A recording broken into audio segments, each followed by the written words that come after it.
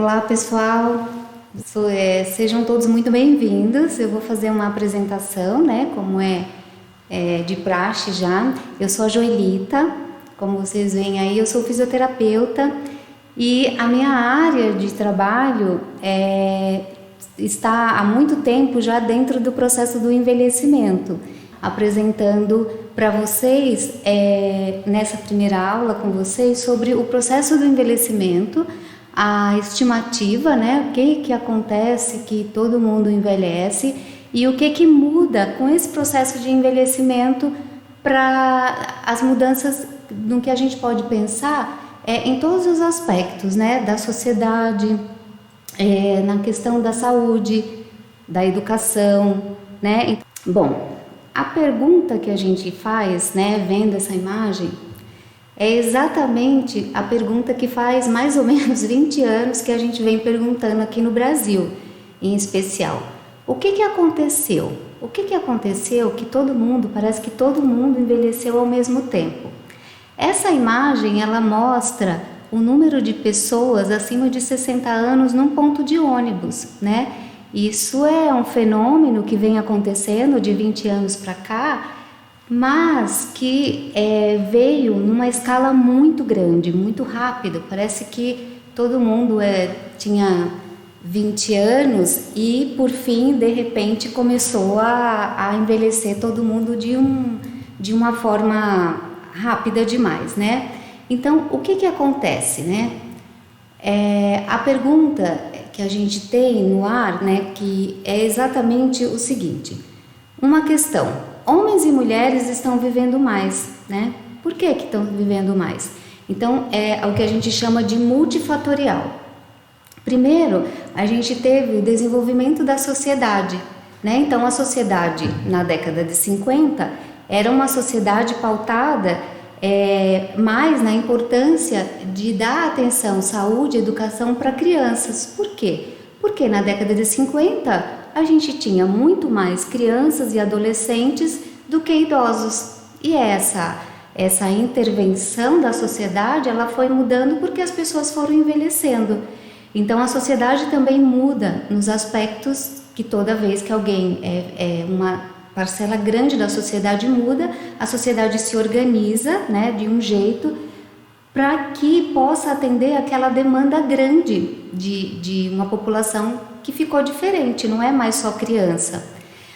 A gente teve também, respondendo o que aconteceu, que todo mundo envelheceu, a gente teve melhoria nas condições de vida da população, né? Que tipo de melhoria, Joelita? O que a gente teve? Nossa, parece que não mudou nada, mas mudou a questão do saneamento básico, mudou a questão das vacinações, de medicamentos de baixo custo que a gente teve, que isso melhorou por demais, né? Então, todos esses fatores que aconteceu, que teve essa mudança, fez a gente envelhecer e a gente não morrer lá atrás, como acontecia na década de 70, que a gente, né, morria por doenças do tipo sarampo. Embora ele esteja voltando, mas não foi como foi na década de 70, né? Por exemplo, a poliomielite, algumas doenças infecto-contagiosas que as crianças morriam antes de completar 2 anos de idade, né? E, na verdade, as doenças, até doenças de pele, por exemplo, eram doenças que faziam uma contingência grande de morte, né? Então, juntamente com o progresso da ciência, a gente teve as pessoas envelhecendo, chegando ao seu processo de envelhecimento e fazendo uma população e tendo uma população numa contingência maior, né? Foi isso que aconteceu. Então, todo mundo envelheceu porque aconteceu vários eventos, né? E um deles foi exatamente a melhoria da condição de vida. Mas é só isso? Não, não é só isso. O que temos mais também que contribuiu com o envelhecimento dessa população? A gente tem um gráfico aí que vocês podem ver, que a gente tem, na década de 80, a gente tinha uma mulher, ela geralmente, né, quando ela se casava e tudo mais, ela tinha uma previsão de ter pelo menos 4 filhos, isso na década de 80, era de 4 filhos a mais. Em 2001, fazendo uma projeção, né, há 19 anos atrás, em 2001 a gente já tinha uma contingência, nessa mesma contingência de mulheres que casaram ou não necessariamente, tinham em média 2 filhos. E atualmente, 19 anos depois desses dados, né, a gente tem mulheres se casando aos 40 e não vão ter seus filhos. Então isso mudou a taxa de fecundidade, né? Isso acaba alterando a nossa, que a gente chama a nossa pirâmide, que avalia quantos somos, de quantos jovens e de quanto adolescentes, velhos, acima de 50, abaixo de 50. E aí isso também participou, colaborou com um dos fatores que fizeram a população aumentar e chegar a 50 anos mais. Porque na década de 80, por exemplo, na década de 70 inclusive, os homens que se aposentavam aos 50 anos, eles viviam no máximo mais 10 anos, então se morriam muito cedo também. Primeiro porque não tinha perspectiva de vida, né? Principalmente para o homem, estou falando de gênero aqui. O homem, quando ele dentro do seu perfil de gênero, por ser homem, geralmente a vida dele está em função do trabalho, de ter capacidade para sustentar sua família, um futebol e raramente alguns homens que vão para a igreja. Então, quando eles não têm mais esses eventos acontecendo, o que vai acontecer com esse idoso na década de 70, de 80? Na maioria das vezes eles deprimiam e eles morriam muito rápido, né? Em 10 anos a mortalidade era mais alta do que a de hoje, por exemplo. Então, ter mais filhos, né? E aí naquela década a gente tinha mais jovens, contribuiu para que hoje a gente tenha menos crianças e mais idosos, certo? Então essa é uma das respostas que eu dou para vocês, porque que todo mundo envelheceu, porque nós, mulheres, estamos tendo menos filhos em relação às nossas mães, às nossas avós e assim sucessivamente, certo? Uma outra imagem que eu quero mostrar para vocês, que é muito importante vocês terem isso em mente, e aí vocês podem estar se perguntando, nossa professora, mas por que eu tenho que saber sobre pirâmide etária, sobre envelhecimento? Porque um profissional cuidador de idosos, ele também tem que ser uma pessoa que está antenada, né, que a gente fala atualmente. A gente tem que estar sabendo do que acontece nos processos de uma sociedade. Então, é o seguinte, essa tabela, ela é uma pirâmide que mostra a população de 80 anos ou mais de idade por sexo, desde 1980, fazendo uma projeção até 2050. Olha que interessante. Primeiro porque nós mulheres vamos ser a maioria, gente. Para vocês verem, né? Nós vamos ser a maioria. Olha aqui em 2020, olhando aqui nessa tabelinha do lado direito, onde está escrito mulheres, né? A gente vai ser mais ou menos 3 milhões de mulheres em 2020. Olha a projeção para 2050. Daqui a 30 anos, seremos 9 milhões de mulheres.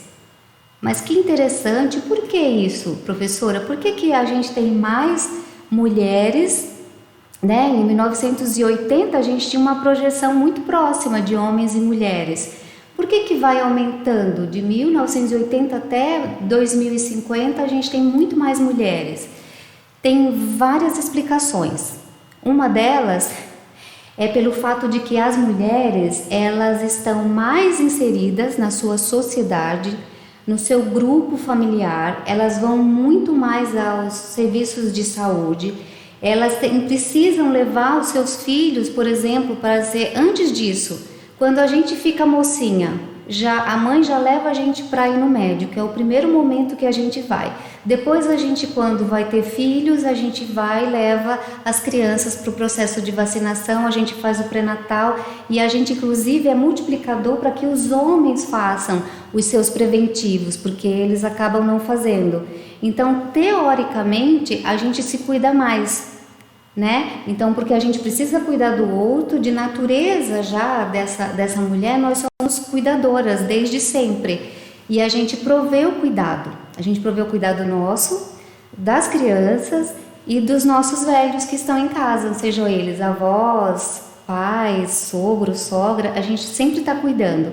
É sempre a gente que vai buscar a medicação ou vai buscar a dieta, a gente sempre está na linha de frente, né? Na linha de frente desses cuidados. Então isso é um dos processos que explicam por que a gente vive mais, pelo fato de que a gente procura serviços de saúde com mais força e com mais número de vezes do que os homens.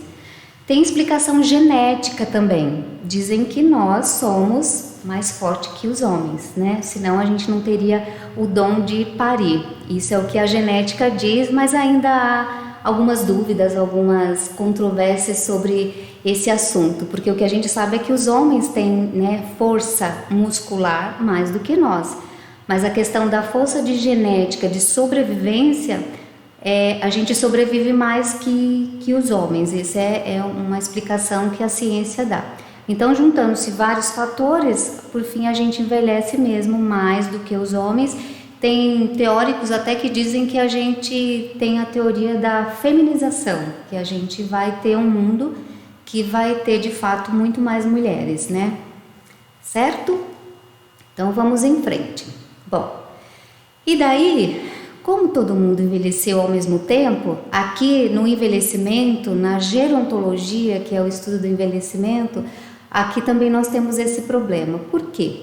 Porque quando a gente envelhece, né, toda uma população, nós somos, né, 10 milhões de habitantes, se a gente tem 10 milhões de habitantes, 10% são idosos. Então vamos fazer essa conta. Todo mundo ficando velho ao mesmo tempo, a gente vai ter uma mudança do perfil das doenças. Ou seja, o idoso ele vai apresentar uma tripla carga de perfil dessa doença. Por quê?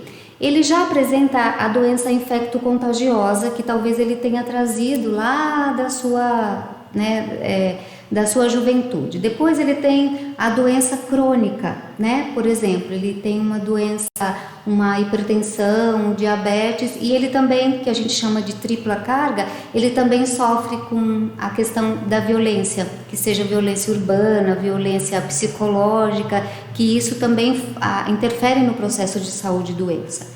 As doenças infecto-contagiosas, embora a gente tenha contato com o vírus e depois ele vai embora, vou falar, por exemplo, do vírus da poliomielite. O vírus da poliomielite, ela deixa sequelas motoras. Então você imagina um idoso que na década de 60 ele teve a poliomielite, aí ele ficou com uma lesão numa perna e aí ele tem problema de hipertensão e diabetes, né? E daí ele vai na sua rua fazer uma caminhada. Ele não vai ter a mesma disponibilidade e força para fazer uma caminhada como um idoso que não teve um problema da poliomielite, entendeu? Então esse é um problema sério que nós tivemos no Brasil, porque o perfil da doença, ela mudou, mas a gente teve um problema que os outros países da Europa, do Japão não tiveram. A gente envelheceu pobre.